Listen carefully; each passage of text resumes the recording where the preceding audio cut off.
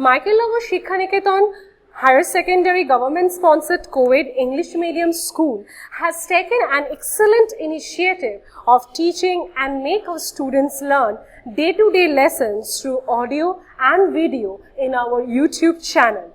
Teachers of all the subjects are working hard to enhance these online classes in the midst of this pandemic situation. It is a request to all the teachers, students and guardians to click the bell icon and subscribe our channel.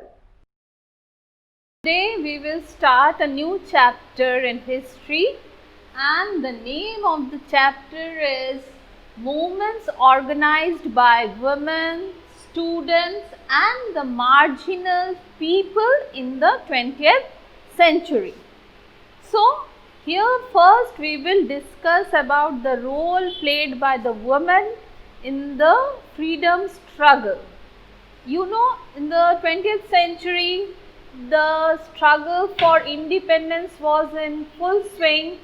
People wanted to get freed from the shackles of the British rule, and in this struggle, people, whether women, students, men, all the people from all fields of life, they actively participated. And today we will discuss about the role played by the women in the freedom struggle. So, first we will discuss about the participation of women in the anti-partition movement in Bengal. So, you know that partition of Bengal took place in 1905, and the people and the women belonging to the Western education, they actively participated in the struggle, in the anti-partition movement, and they belonged to high caste. They came from middle class family. They were educated, Western educated, and they belonged to high caste, middle class families. Then women who were from low caste and who were uneducated and belonged to the conservative families, they did not participated in the movement because they were not allowed by their family members to come out and participate in all these type of movements. And we will learn that women who actively, there were some notable women who took part in this anti-partition movement, and the famous were Sarla Devi, Nonibala Devi, Himangini Das and Punjulata Gupta. These women, they sacrificed their lives for the struggle for independence. They were Sarla Devi, Nonibala Devi, Himangini Das and Punjulata Gupta. And what were their activities? What were their activities? Their activities were to boycott the British goods and to promote to the people to use the Swadeshi products. On 16th October 1905, this Arangan, what is that? On that day, nobody cooked on that day.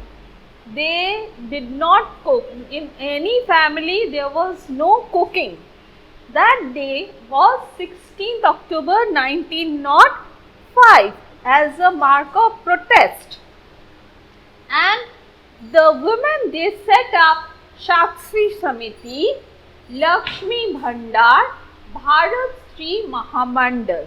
These were some samitis which were set up specifically by these women, and they also observed Virashtami Broto and Pratapaditya Utsav. These were observed by the women. And one more thing they did was that they gave shelter and they also supplied weapons secretly to the revolutionaries. This was a very active part done by the women. They boldly did this for the freedom of the country. All of these women, and there were many other women who wanted to free our country from the shackles of the Britishers as early as possible. Okay. In the participation of women, now we will see how the students of that period, how they participated in the anti-partition movement in Bengal, and the time was 1905, and in this movement students belonging to Hindus and Muslims both participated actively. And what was their activities? Students, they enthusiastically left the government institutions which were set up by the Britishers, and they joined the national institutions.